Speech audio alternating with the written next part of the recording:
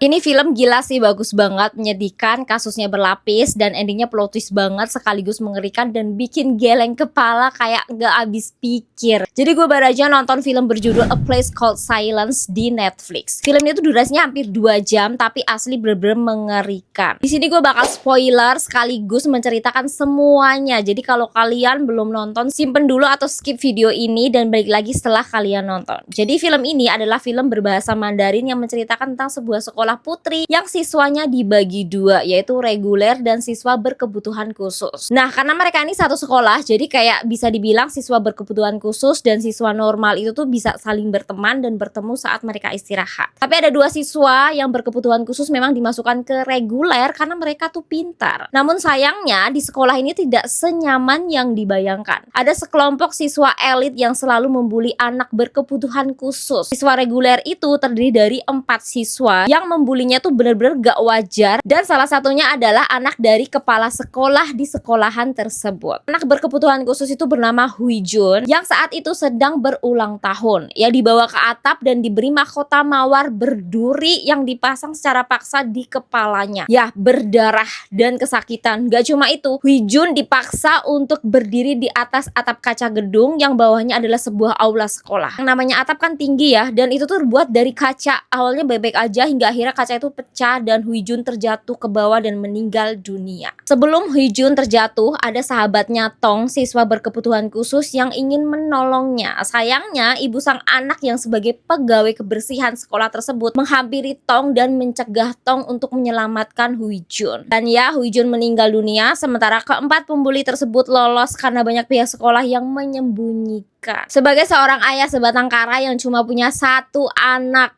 satu-satunya dan meninggal secara tidak wajar, Zafu tidak mempercayai begitu saja kalau anaknya meninggal karena bundir sesuai dengan berita yang disampaikan sekolah. Sang ayah menyelidiki bersama dengan Tong, sahabat Huiju yang bisu, dan membalas dendam kepada keempat anak tersebut dengan memutilasi mereka semua. Di sisi lain, saat keempat anak itu menghilang karena aksi pembunuhan ayah Huijun, Tong pun ikut menghilang tanpa jejak. Ibu Tong sangat khawatir dan mencurigai Zafu sebagai dalang penculikan sekaligus pembunuhan akan putrinya. Dan plot twistnya guys, dengan bantuan seorang detektif dan anak mesum sebagai kunci dari semua kejadian. Jadi di lain cerita, seorang anak laki-laki yang kabur dari rumahnya, dia adalah anak seorang detektif dan selalu membawa kamera kemana-mana dan mengumpulkan banyak video perempuan di WC dan lain-lain. Intinya mesum lah ya. Tapi ternyata anak laki-laki ini tuh mempunyai motif lain, yaitu ingin menyelamatkan Tong serta ibunya dari ayah tiri Tong yang ternyata melakukan pelecehan seksual kepada Tong saat ia masih berumur 9 tahun. Dan pada saat itu Tong juga tak sengaja menusuk leher ayah tirinya sehingga meninggal, dan sang ibu menguburkan jasad sang ayah di halaman atap kontrakan mereka. Asli ini film plot twist berlapis sih. Korban bullying, pelecehan, pembunuhan, dan asli menyedihkan. Kalian wajib banget nonton di Netflix.